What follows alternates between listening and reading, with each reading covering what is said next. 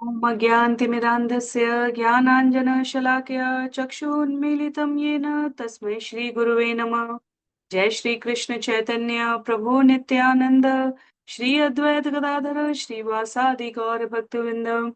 हरे कृष्णा कृष्ण कृष्ण हरे हरे, हरे राम राम हरे कृष्णा कृष्ण कृष्ण हरे हरे, हरे राम राम राम। हरे कृष्णा, सभी को सादर प्रणाम। जय श्री राम। श्री वाल्मीकि रामायण सत्र संख्या 57 में सभी का स्वागत है। हम सभी यहाँ पर श्री बाल कांड, जिसमें 77 सर्ग अर्थात अध्याय हैं, उसमें आज के सत्र के लिए अध्याय संख्या 46 इंद्र वध हेतु दिति की प्रतिज्ञा, जिसमें 20 से अधिक श्लोक हैं, उसे श्रवण करने का प्रयत्न करेंगे।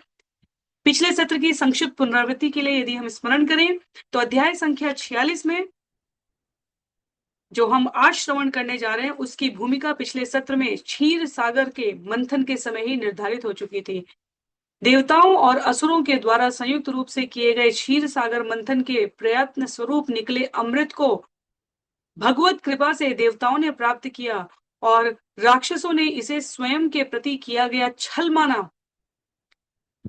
दिति, जो असुरों की माता है, वो इस बात से अत्यधिक क्रोधित हुई और उन्होंने देवताओं के संहार के लिए क्रोधित होकर प्रतिदान बदला लेने का विचार किया है। तो आज का जो अध्याय है इंद्र वध हेतु दिति की प्रतिज्ञा, वह क्षीर सागर मंथन के समाप्ति के उपरांत हुए घटनाक्रम की भूमिका है। मुनि विश्वामित्र मिथिला गमन के इस मार्ग में भगवान द्वारा पूछे जाने पर दिए गए प्रश्न के उत्तर में इन समस्त घटनाओं का वर्णन कर रहे हैं। हम सभी आरंभ करेंगे अध्याय संख्या 46, जिसमें करीब 20 से अधिक छंद हैं। षट्चत्वारिंश सर्ग।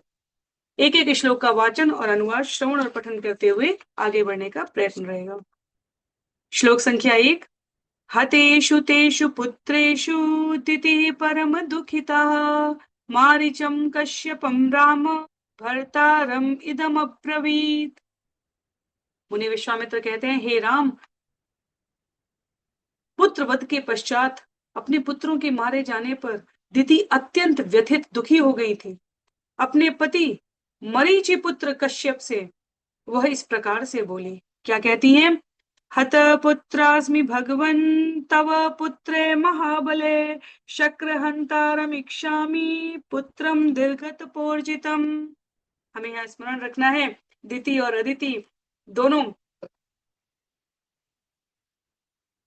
कश्यप के तेज के बल से स्वयं की कश्यप के श्री चरणों में की गई सेवा के प्रतिदान में पुत्रों के सुख का आस्वादन ले रही हैं।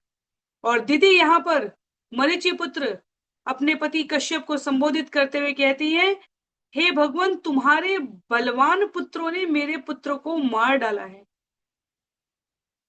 अतः मैं ऐसा पुत्र चाहती हूं जो दीर्घ काल की तपस्या से दृढ़ हो तथा जो इंद्र का वध कर सके। देखा जाए तो दोनों ही पक्ष कश्यप मुनि के संतान में कहे जाएंगे और इसलिए हमें स्मरण रखना चाहिए कि कल्पों में घटने वाली ये घटनाएं भगवत योजना से आप्लावित होती हैं, निर्देशित होती हैं।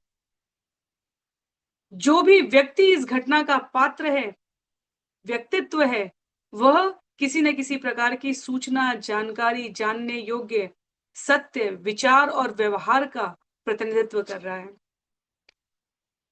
तो दिति के द्वारा यहाँ पर अपने पति कश्यप को संबोधित करते हुए कहा गया है, आपके बलवान पुत्रों ने मेरे पुत्रों को मार डाला है, तो मैं क्या चाहती हूं? कहती है, साहम तपश्चरिष्यामि गर्भम में दातुमर्हसि ईश्वरम शक्र हंतारम त्वम अनुज्ञातुम अर्हसि। विचार करने का यहाँ पर विषय दे रही है। कहती हैं, इस प्रयोजन के लिए कि इंद्र को मार सकने योग्य महाबलशाली पुत्र मुझे प्राप्त हो, मैं तपस्या करूंगी और कृपया मुझे ऐसा पुत्र प्रदान करें जो त्रिलोक नियंता हो और जो इंद्र का वध कर सके। मुझे इस तप को करने की आज्ञा दे।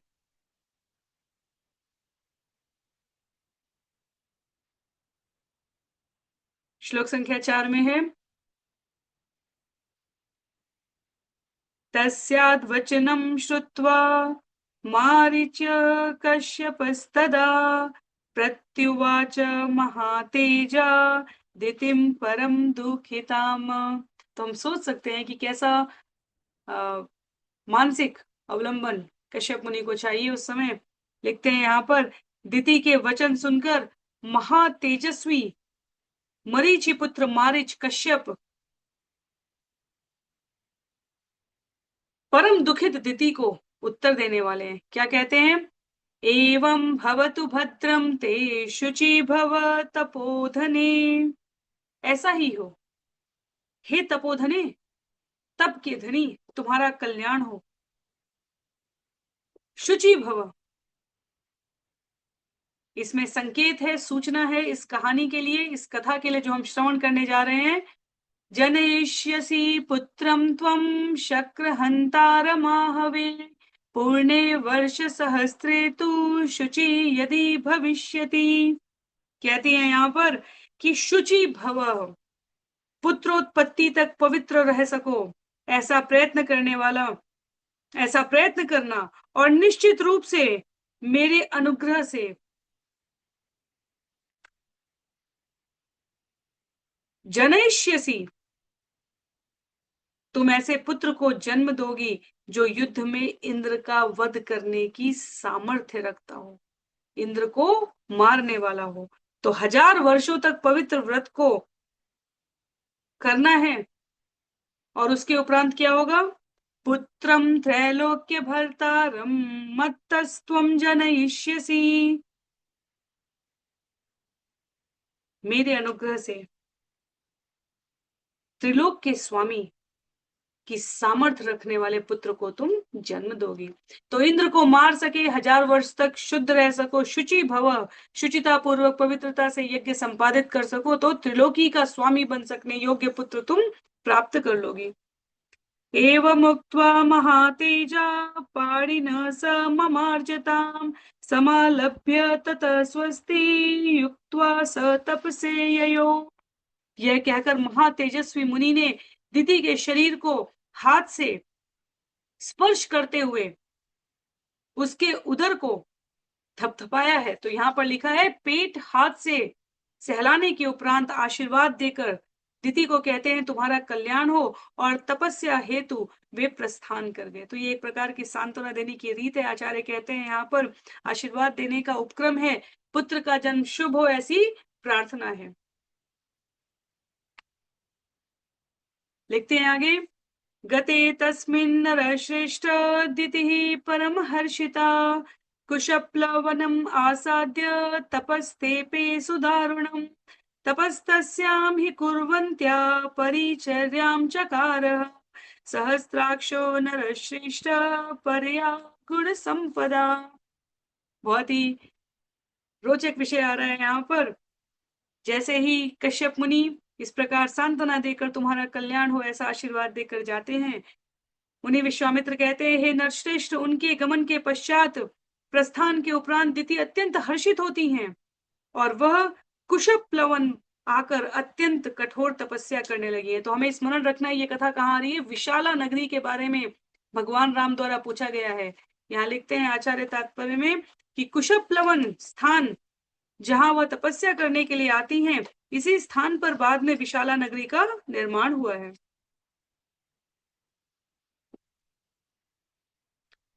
दिति की तपस्या करते समय क्या हुआ? सहस्त्राक्षो नरश्रेष्ठ परया गुण संपदा।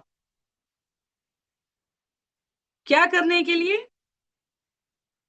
सहस्त्राक्ष इंद्र देव, देवराज इंद्र दिति के तपस्या करते समय विनय आदि उत्कृष्ट गुण संपदा से समृद्ध होकर उनकी परिचर्या करने लगे, उनकी सेवा करने लगे, उनको पवित्र अग्नि, कुश, तृण, यज्ञ, काष्ठ, जल,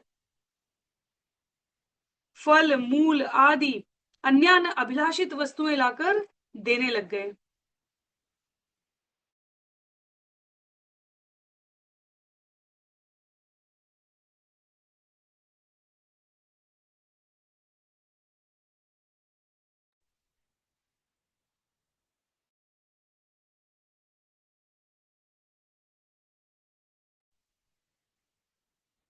कहते हैं, यहां लिखा है, अग्निम कुशान काष्ठम अप फलम मूलम तथैव च न्यवेद यत् सहस्राक्षो यच्चान्यदपि कांक्षितम गात्र संवहनश्चैव श्रमा पनयनिस्तदा, क्षमा कीजिए, गात्र संवहनश्चैव श्रमापनयनयस्तथा शक्रः सर्वेषु कालेषु दितिम परिचचारः।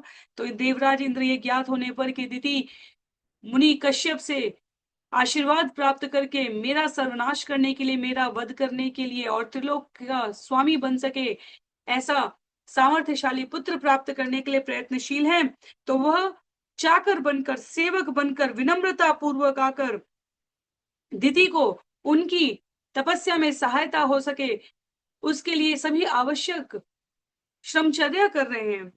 कुश, तृण, यज्ञ, काष्ठ, जल, फूल, फल, अन्य अभिलाषित वस्तुएं ला ला कर दे रहे हैं।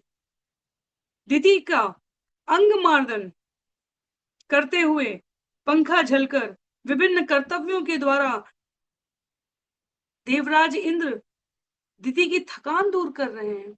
हर क्षण वह दिति की परिचर्या में, उनकी सेवा में स्वयं को प्रस्तुत कर रहे हैं।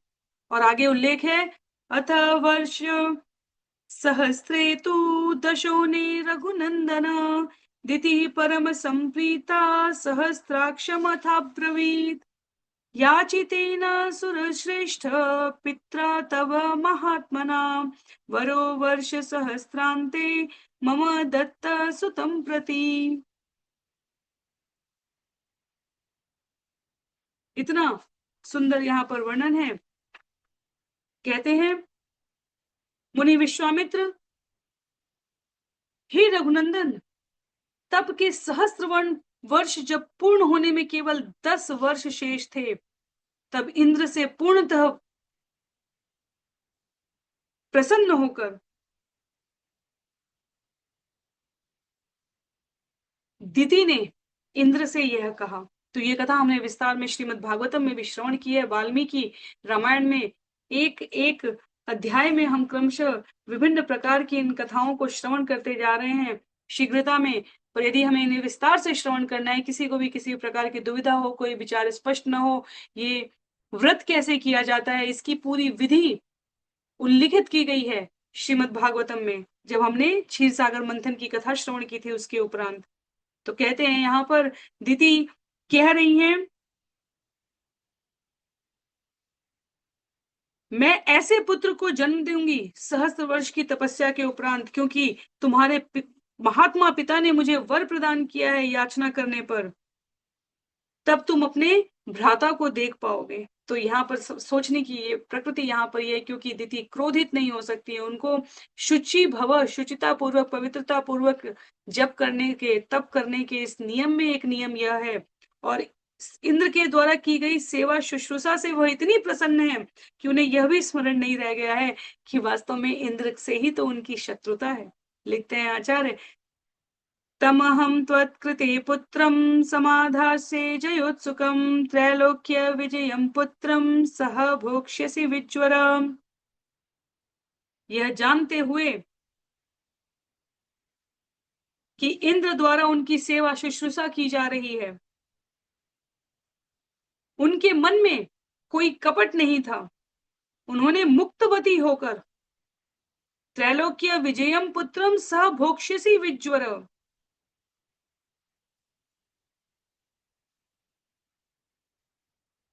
अपने पति से प्राप्त वरदान से इतनी आश्वस्त है दिति। अमोघ अनुग्रह शब्द प्रयोग किया गया है यहाँ पर, कि कहती है इंद्र से, तुम्हारे ऊपर विजय हेतु उत्सुक अपने उस पुत्र तथा तुम में मैं सामंजस्य स्थापित करवा दूंगी। चिंता मुक्त होकर तुम मेरे उस पुत्र के साथ त्रैलोक के विजय का भोग भोगोगे। तो इस तप की सामर्थ्य ऐसी है कि शत्रुता का, प्रतिद्वंदिता का, एक के अनिष्ट से अपने मंगल का कारण सोचने वाले दिति का यहाँ पर स्वभाव परिवर्तन दिखा रहा है। विचार इतने पवित्र निष्कपट दिखाए जा रहे हैं कि तप करते करते उस तप से जिस इंद्र के विनाश के हेतु के लिए उन्होंने पुत्र प्राप्ति की कामना की है, अब कहती हैं कि मैं उस पुत्र के संग तुमको त्रैलोक्य का शासन भोगने दूंगी। आगे उल्लेख आता है, एवं उक्त्वा दिति शक्रम प्राप्ते मध्यम दिवाकरे निद्रया अपयता देवी पादौ कृत्वार्थ शीर्षता। दिति के द्वारा इंद्र को पति से प्राप्त इस अनुग्रह की, इस कामना की, पुत्र प्राप्ति की, इस अभिलाषा की इच्छा सूचित कर दी गई है। और आगे वर्णन आता है कि एक बार जब दिवाकर सूर्य गगन के मध्य में स्थित था, दिति निद्रा के वशीभूत हो गई।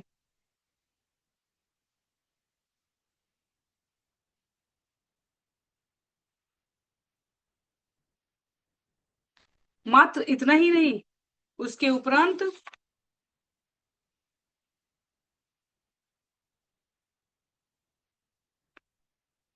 दोपहर की इस नींद में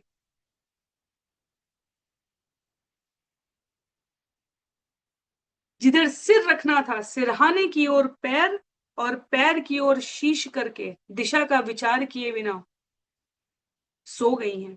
और इसको उस 1000 वर्ष की तपस्या में अपवित्र स्थिति बताई गई है, यहां यदि हम अनुवाद देखें तो। और एक क्षण के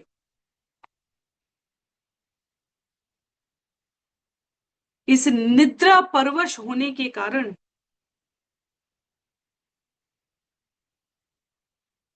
इंद्र को अवसर प्राप्त हो गया। इस त्रुटि को देखकर दृष्ट्वा ताम शुचिम शक्र पादतः कृत मूर्धजाम शिरस्थाने कृतोपादो जहास च मुमोद च। लिखते हैं यहाँ पर, पैरों पर केश तथा सिर के स्थान पर पैर थे। दिति को इस अशुद्ध स्थिति में देखकर इंद्र प्रसन्न हुए और हंस दिए, क्योंकि अंततः उन्होंने दिति की तपस्या में कोई दोष अन्वेषण कर लिया। इंद्र ये सोचकर हंसे कि दिति व्यर्थ में ही गर्वित हो रही थी, जो ऐसे पुत्र को जन्म देगा जो त्रिलोक पर राज कर सके, जिसके जो मेरा वध करने में सामर्थ्य हो सके। दिवाकर मध्य गगन में स्थित है, इसका अर्थ है कि यह भी तपस्या के अनुसार एक अशुद्ध स्थिति है। तो लिखते हैं, तस्या शरीर विवरम विवेश च पुरंदर गर्भम च सप्तधाराम बिभेद परमात्मवान विद्यमानस्ततो गर्भो वज्रेण शतपर्वणा रुरोद सुस्वरम राम ततो दिति अबुध्यत। और इस प्रकार से इस अवस्था को देखकर इंद्र ने दिति के गर्भ में प्रवेश किया है। मुनि विश्वामित्र कहते हैं, हे राम, इंद्र ने अत्यंत धैर्य पूर्वक गर्भ में भ्रूण को 7 टुकड़ों में काट डाला है। अपने 100 कोटि वज्र के द्वारा इंद्र ने गर्भ के भ्रूण को 7 टुकड़ों में काट दिया। और काट देने के उपरांत क्या होता है, रुरोद सुस्वरम राम ततोदिति अबुध्यत। जो भ्रूण है दिति के गर्भ में, वह 7 टुकड़ों में है और वह अत्यंत उच्च स्वर में क्रंदन करने लगे हैं। अबुध्यत, दिति जागृत हो गई। मारुदो मारुदश्चेति गर्भ शक्नो अभ्यभाषत विभेद च महातेजा रुदंतम अपि वासव। इंद्र ने भ्रूण से कहा, मत रो मारुद मारुद, और फिर भी रुदन करते हुए भ्रूण को वह काट दिए। तो यहां पर लिखा है, न हंतव्यो न हंतव्य इत्येवं दिति अब्रवीत निष्पपात ततः शक्रो मातु वचन गौरवा। दिति ने कहा, मत मारो, मत मारो, मत हत्या करो। और माता के वचन का गौरव मानकर निष्पापात ततो शक्रो, उदर के बाहर निकल आए।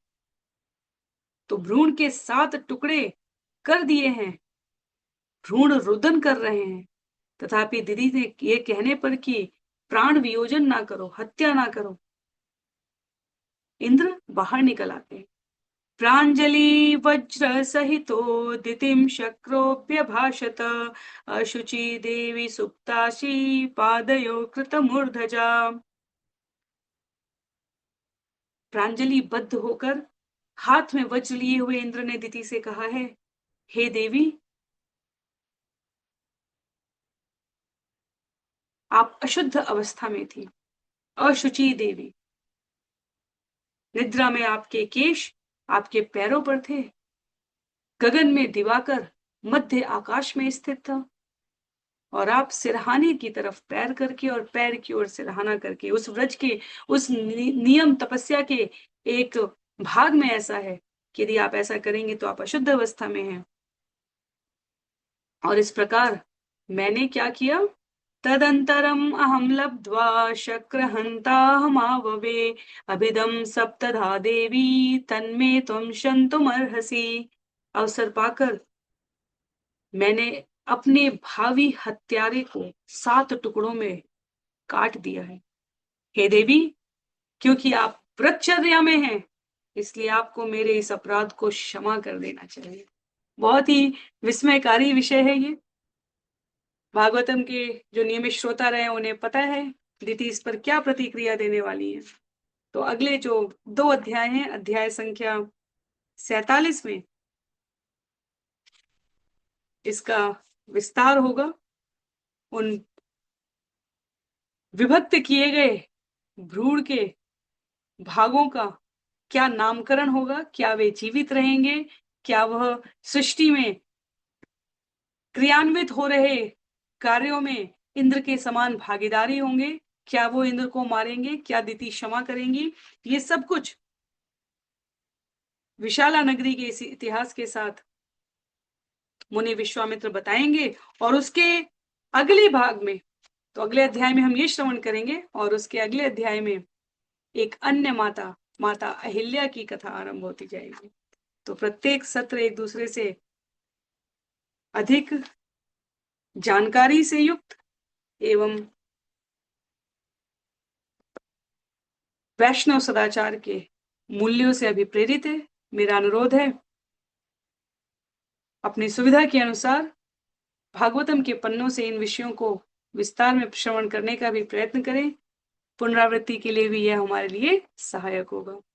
तो अध्याय संख्या 47 के सार के रूप में हमने 3 बात जानी। क्षीर सागर मंथन के उपरांत दैत्यों की, राक्षसों की गति देखकर दिति ने मरीचि पुत्र कश्यप से प्रार्थना की। इंद्र को मारने वाले और त्रिलोक पर शासन करने वाले पुत्र को चाहा है, कामना की है।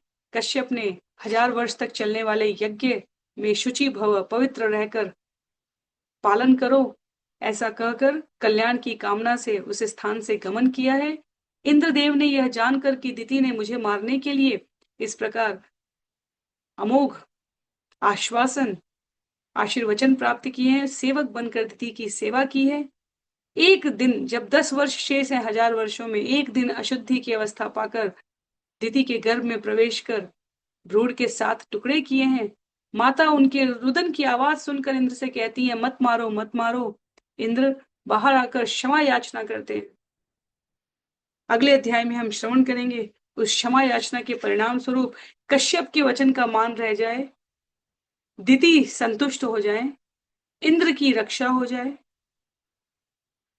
इन सभी प्रसंगों को जोड़ते हुए सर्वहितकारी कल्याणकारी भगवान क्या प्रेरणा देंगे, क्या विषय और संवाद होगा, उसे अध्याय संख्या 47, जिसका नाम है महाराज सुमति द्वारा विश्वामित्र मुनि का सत्कार, उसमें हम श्रवण करेंगे। तो करीब 22 के आसपास श्लोक हैं। अगले सत्र में हम इस विषय को श्रवण करेंगे। सभी को बहुत बहुत आभार। श्री वाल्मीकि रामायण की जय। श्रील प्रभुपाद की जय। श्रील गुरुदेव की जय। अनंत कोटि वैष्णव वृंद की जय। नामाचार्य श्रील हरिदास ठाकुर की जय। हरे कृष्णा। जय श्री राम।